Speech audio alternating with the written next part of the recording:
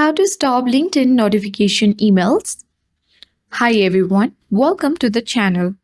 This is Rose and I'm here to guide you to stop LinkedIn notification emails. So do watch the video till the end. And without any further ado, let's dive right into the video.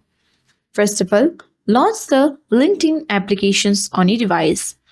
Make sure to log in or sign into the particular account.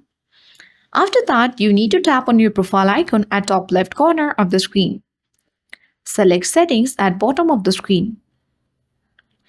On the Settings page, once it loads, you will get Notifications options. Tap on it. Now, here you have different options to stop the notifications off. Suppose if you wish to turn off the notification for a job, tap Searching for a job.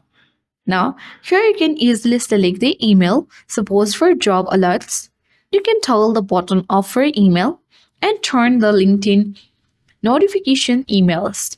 Or else when you come back, you can completely turn the button off for allow job source notifications. And all the notification will be stopped on your LinkedIn for searching for a job.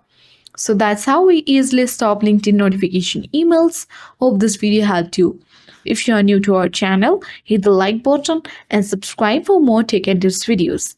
Thank you for watching and see you in the next video.